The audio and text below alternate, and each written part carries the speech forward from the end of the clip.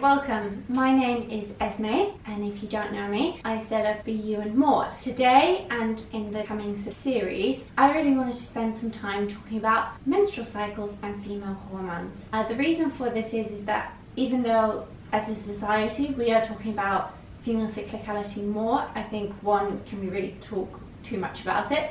And two, it's still something that parts of it are definitely not talked about enough, and I think we can bring more into the open.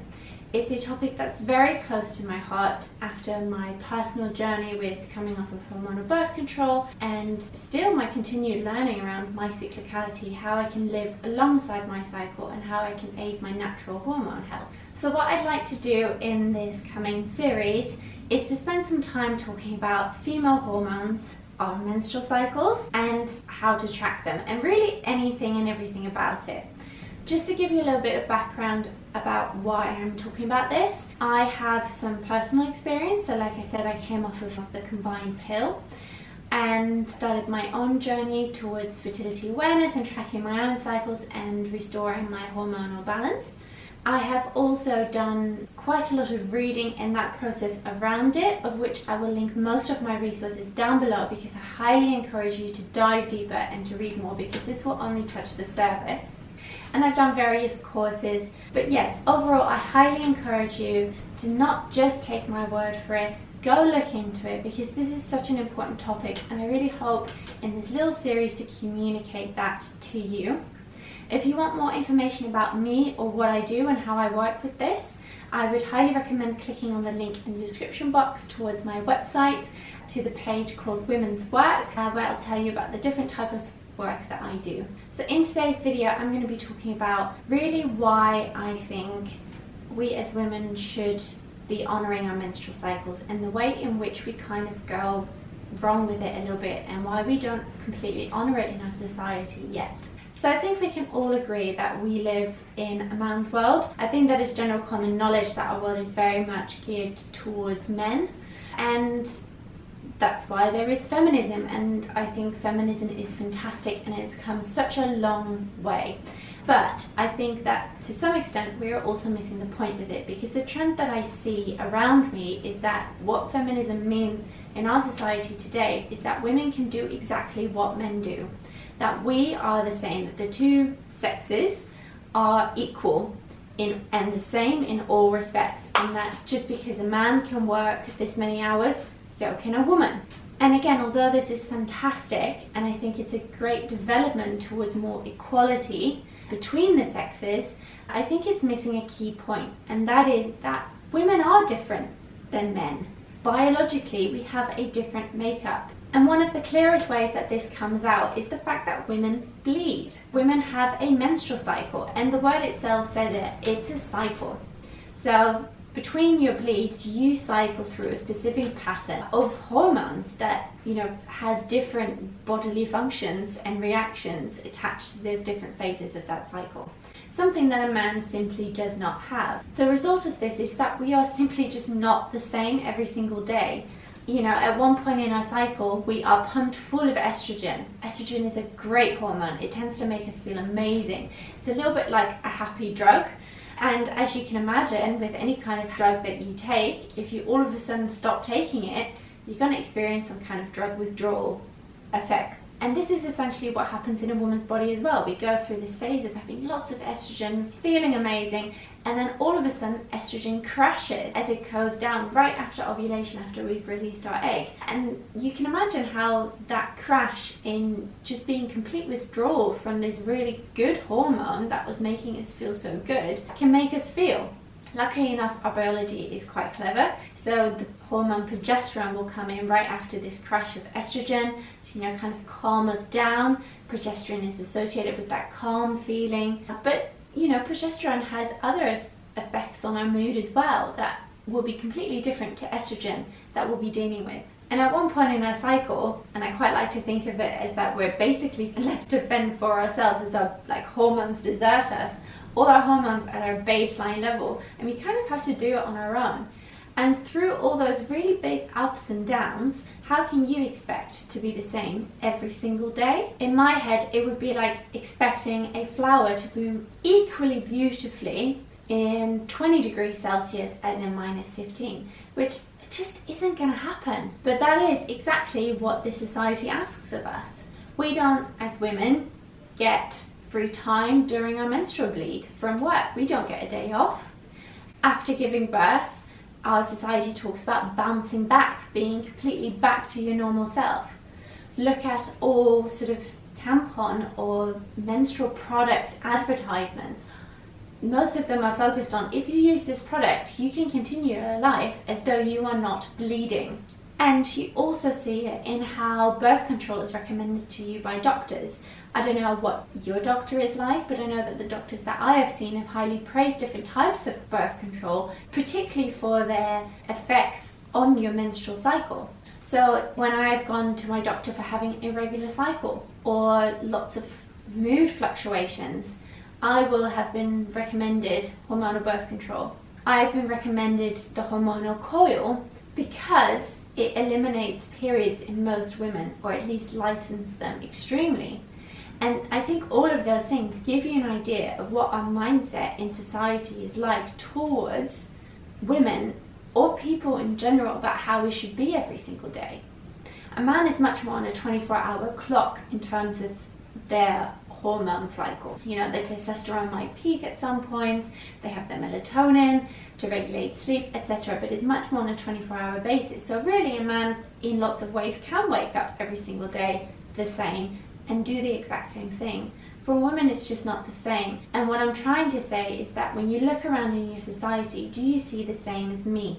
Think about it. Do you see the messages from your society telling you that you should be the same every single day? And ignoring our cyclical nature and pushing on can actually have a detrimental effect on our overall health and our menstrual cycles. I mentioned earlier the hormone progesterone, which we have in our second part of our menstrual cycle, which is called the luteal phase. This hormone is actually used in the production of cortisol, our stress hormone. So when we are stressed, all our progesterone will be used towards making cortisol, leaving us with not enough progesterone for a healthy menstrual cycle. Other factors like sleep and diet, but mostly stress, massively impact our menstrual cycle. And we are, throughout our cycle, rebuilding the entire uterine lining and then shedding that. And that might require different things of us at different times during our menstrual cycle. And when we ignore that and we push on because our society expects us to be the same every single day, we might end up with extra stress levels. Biologically speaking, this is a very smart move on the part of our bodies, because when we are stressed, we don't want to be bearing a child. And when I say stress, I mean the hormone cortisol and adrenaline. And that gets released no matter what kind of stress. So that could be mental stress, that stress about, you know, will I have time to cook dinner tonight? Am I going to get that presentation in on time? What if I did wrong? Is my boss angry with me? Will I get fired? Do I have enough money for the month? All those kind of mental stresses. And also those really practical stresses like, oh my god, there's a bear there. Not that we encounter that one all that frequently, but it's, you know, just to illustrate. And I think when we think of that kind of cortisol, adrenaline stress reaction in our body, we think it has to do with this bear. But it's exactly the same in our brains when we have this mental stress and mental pressure. So because our body can't differentiate between that very physical stress level and the mental stress level, it will affect our menstrual cycles the same. And when we are feeling very stressed, when we are in danger, and again that can be mental danger or physical danger, our body doesn't want to be carrying a child because it's very likely that, you know, you and or your baby wouldn't be safe and wouldn't survive, and so our fertility is reduced. And that way we can see that there's a very clear connection between our menstrual cycles and our overall health.